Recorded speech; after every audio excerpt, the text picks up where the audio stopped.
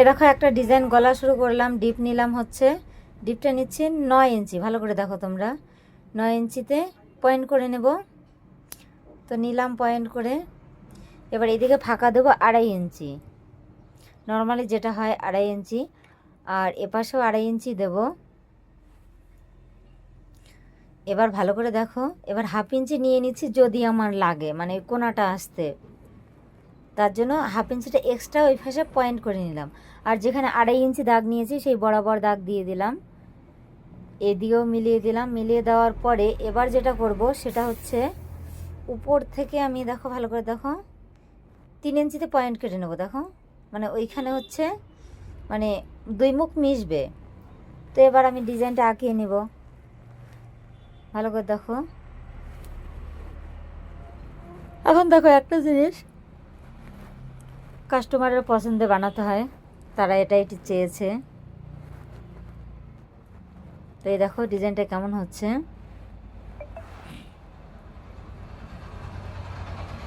মাপটা আবার ঠিক আছে কিনা চেক করে নিলাম, তো ঠিকই আছে, নো প্রবলেম। এবার কেটে নিচ্ছি দাগে দাগে। দেখো কারণ এটা আমি পেপার পেস্টিং দিচ্ছি না, এটা এমনই একটা গলা, কারণ আমি যখন ফিতে লাগাবো না, তো পেপার পেস্টিং দিলে ওটা একটু ঝামেলা হবে, তো এটাই সুবিধা হবে। তাই আমি নর্মাল গলা কেটে নিয়ে ডিজাইনটা তৈরি করব। আর এখানে হালকা শেপ দিয়ে দিলাম, দেখো পুটের সাইড দিয়ে। তো এই দেখো নর্মালি গলাটা এমন হবে। তো মাঝখানটা ছিঁড়ে দিচ্ছি। এবার এটাকে লাইলিং, না ওই লাইলিং তো এমনি লাগানো আছে, ওটাকে একভাবে সেলাই দিয়ে নিয়েছি আমি। তো এই দেখো এইবার কি করতে হবে, যেটা হতে হবে এক্সট্রা পট্টিটা কাটতে হবে, কারণ এর পট্টি দিয়ে গলাটা করতে হবে, যেহেতু আমি পেপার পেস্টিং দেইনি। তো এই দেখো কাপড়টা আমি লাইলিং দিয়েই করছি, ভাঁজ করে নিচ্ছি 2 ভাঁজ। এবার এর উপরে সুন্দর করে বসিয়ে নেব অ্যাডজাস্ট করে।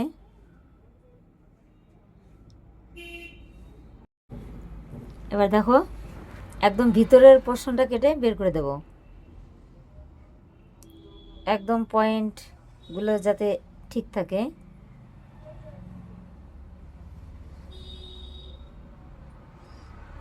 তো আমি এবার কি করব, 1.5 ইঞ্চি মতো চওড়া রেখে মানে পট্টিটাকে বের করে নেব।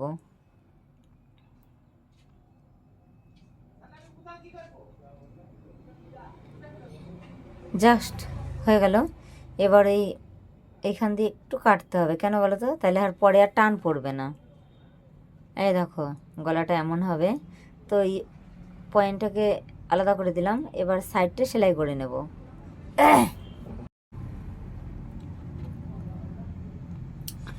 এবার সাইডটা সেলাই মুড়িয়ে নিতে হবে, তা না হলে হেম করতে অসুবিধা হবে, তাই আমি সাইডটা মুড়িয়ে নিচ্ছি। পুরো সাইডটাই সেলাই করে নিতে হবে।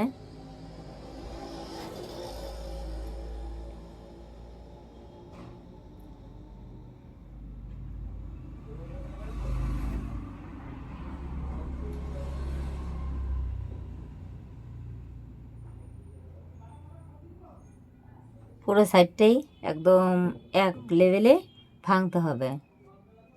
তো এই দেখেছো ওই জায়গাটা কেটে নিয়েছিলাম বলে দেখো একদম মসৃণ হয়ে গেছে, তা না হলে ওই জায়গাটা টান পড়ে যেত, কারণ দুটো 2 দিকে ভেঙে দিয়েছি।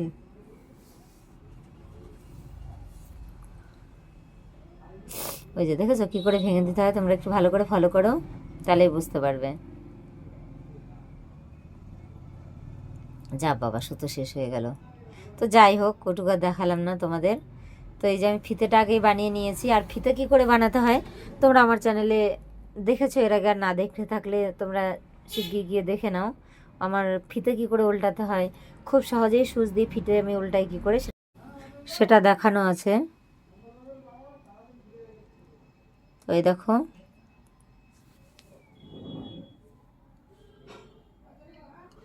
আর ফিতেটা ভিতর দিয়ে ঢুকিয়ে দিচ্ছি, আর ফিতেটার মাঝখানে যখন ফোর উঠবে তারপরে আর সুচটা তুলবো না, ঘুরিয়ে নেব, ঘুরিয়ে আবার লেভেল রেখে সেলাই করতে থাকবো।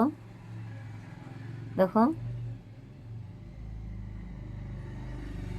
আর এই সেলাইটা এক লেভেলে দেবে তোমরা, কেন বলো তো, যদি একটু এদিক ওদিক হয় তাহলে ভালো হবে না। আর যদি কম ধরো তাহলে কি হবে বলো তো, বেরিয়ে যাবে। আর যদি বেশি ধরো তাহলে বাঁকা হয়ে যাবে। তাহলে লেভেলটা বজায় রাখতে হবে, সব সময় মনে রাখবে এই কথাটা। তো দেখো আমি কাপড়টা ঘোরাচ্ছি কিন্তু, হ্যাঁ।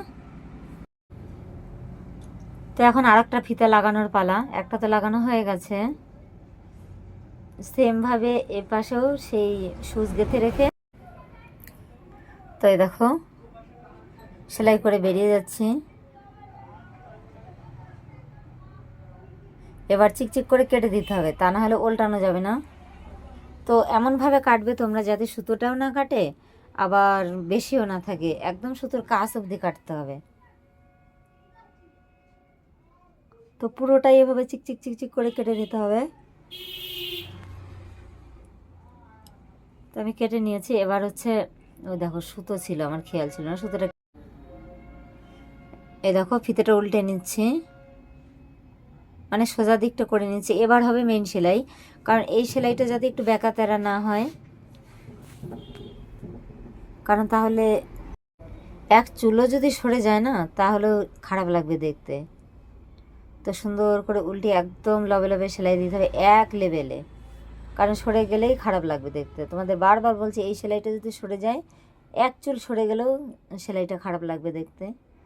তো যার জন্য তোমাদের ভালো করে বলছি যে এটা খুব ভালো করে দেখবে।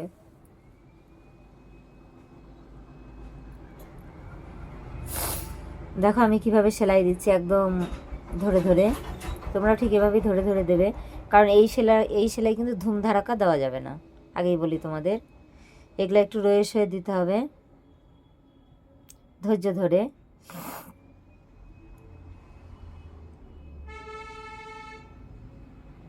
তো দেখো আমার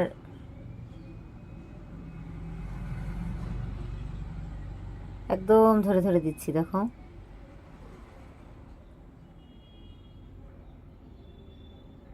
ভিতরের জায়গাটা চেপে ধরে, হ্যাঁ ওই যে ঠিক ওই জায়গাটায় আসলে সুচ আর তোলা যাবে না। বেরিয়ে গেলাম। এবার দেখো অলরেডি আমার গলা হয়ে গেছে, তো ফিতাটা এখন বাঁধার পালা। এবার হচ্ছে আরেকটা কাজ বাকি আছে, টেকিনটা দিতে হবে। আর এটা টেকিন আমি ছোট করেই দেব, কারণ ডিজাইন বোঝোই তো, বেশি বড় টেকিন দিলে ডিজাইনটা অ্যাকুরেট থাকবে না, তাই আমি এই 1/2 ইঞ্চি করে টেকিন দেব। আর গলাটাও ডিপ। এই দেখো আমার টেকিন হয়ে গেছে। এবার তোমাদের দেখানোর জন্য আমি এটা মেপেও দেখলাম ঠিকঠাক আছে। তো অলরেডি আমাদের মাপতে হয় না, তবুও তোমাদের একটু দেখালাম অ্যাকুরেট আছে। এই যে ফিতেটা বেঁধে নিচ্ছি, দেখো আমার সুন্দর গলা রেডি হয়ে গেছে।